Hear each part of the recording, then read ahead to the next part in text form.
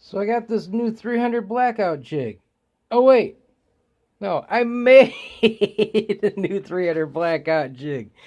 But you can get the reference, I am sure.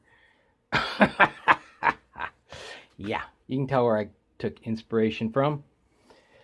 And it works quite well. What I did was I took a 9/16 drill bit and drilled down in. Now, like Elva showed, and I'm sure a lot of people do, clamp two pieces of wood together, drill down through the middle, and you got a half, half the valley. What I did was made things difficult, but not really. I cut above the halfway point, and then I took a file and where it rounded over, you know, I just took those edges off, so it's a deeper valley. Figured that way, drill. Listen to me. Saw catches. It doesn't just flip it out. It's got a lot more holding her in place. Now,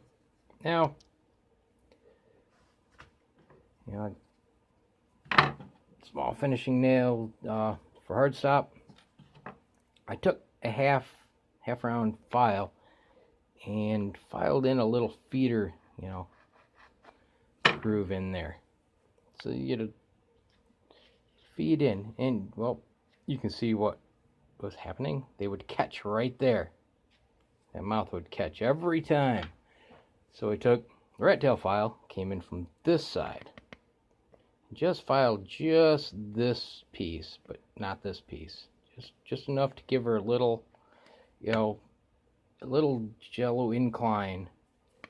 And now they don't catch. It made all the difference, and it's not that much out of it, just enough. See where the blade goes. Yeah. Could drill out around, the bolt. Mine's smaller because I changed it. Yeah, a bigger Forstner bit would take care of if you had the screw that came with it, the thumb screw. But yeah, it's pretty much all there is to it. It sits in there, and I made it extra wide. I take out the little that extra piece because it flops it, and it just caused me issues. So no matter what you do, this thing's so loose. It's just gonna cause you. Ooh, guess I didn't get through that one. Let's see, find the nice point on the blade, because they're all warped as far as I've found. Adjust this thing quickly.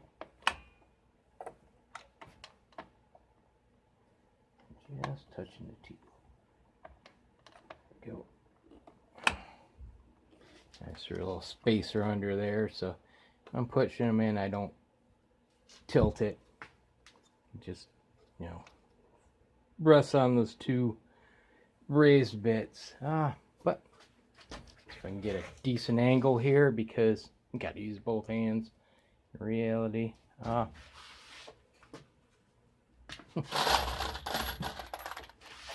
Get a few more.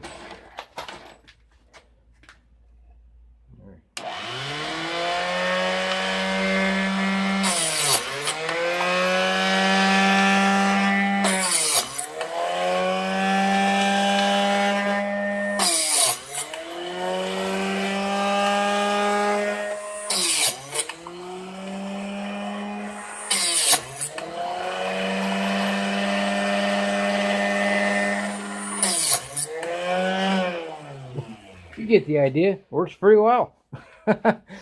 Cost me a grand total of $0. I mean, the squirrel daddies aren't expensive unless you go for the one that's permanently affixed. But with the other stuff I do, the swaging, I need to be able to change out my jigs easily. And I may redesign it so it comes in this way, like this. That would Save me some hassle. But I'm also, there's a reason I made it instead of spending what, like 11, 12 bucks, you know, is I'm looking at another mini chop saw that is much better but much pricier. It may never, you know, jump up, but you know, funds permit, maybe. Looking at that Proxxon, but instead of 30 bucks, they're 230 bucks. But they're like a real mini chop saw. They're all sorts of adjustable. They're supposed to be accurate. You know, instead of being like this, it's actually got, the wheel sits out here with a protective shield, and it's wide open, and it's got, you know, the clamp, and it'll adjust side to side, so you could adjust everything, you know, nicely instead of roughing it in and screwing around. But who knows on that one? Maybe one day. But I sent a link to Squirrel Daddy, you know, said, will it work on this? And they're like, oh, it only works on the Harbor Freight style. I'm like, well, looks easy enough to, you know, make one. So that's what I did, and yeah, it works just fine. So, you know, it might work on the other one. It's got a nice clamp out in the open, but I think what their thing is the depth stop, you know, it cut it in half if it comes down too far, and that could be, you know, put in a longer screw, or the other might actually have a depth stop. It's adjustable. I don't know. But whether or not I ever go that route, I'll find out then. And if I have to make one, you know, I got an idea of what's going on, and also an idea of if the Squirrel Daddy would actually work with it. So that's something for possibly later. But for now, hopefully this gives, you know, people an idea. And well, I'll leave you with that. God bless.